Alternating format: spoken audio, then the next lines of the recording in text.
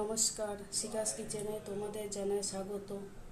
আজকে আমি শুরু করছি খেরো ঝাল। এটা হচ্ছে বাঁকুড়ার বিখ্যাত খেরো ঝাল। খেরোটার ছিলকা ছাড়িয়ে আমি কেটে ধুয়ে প্রেসারে সিদ্ধ করে নিয়েছি। এখানে খেরোটা সিদ্ধ হয়ে গেছে। আমি নুন হলুদ দিয়ে সিদ্ধ করেছি।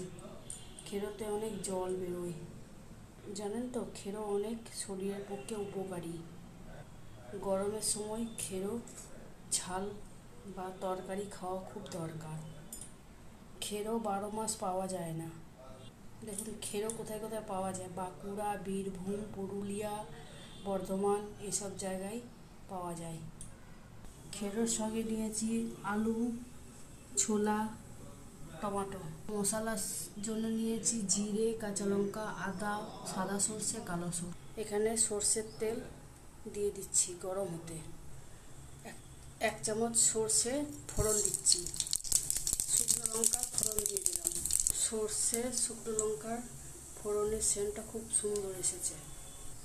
এবার আলু দিয়ে অল্প হলুদ দিয়ে দিলাম, নুন দিয়ে দিলাম হাফ চামচ। হালকা করে ভেজে তারপরে টমেটোটা দিয়ে দেবো। কাঁচা ছোলাটা দিয়ে দিলাম।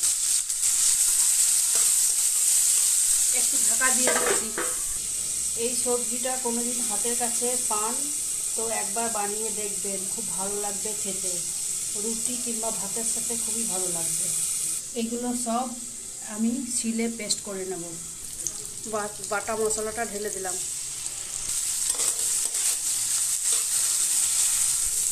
ক্ষীর সিদ্ধটা ঢেলে দিলাম জল সমেত। 5 মিনিট ঢাকা দিয়ে চিনির জায়গায় আমি গুড় দিয়ে দিলাম।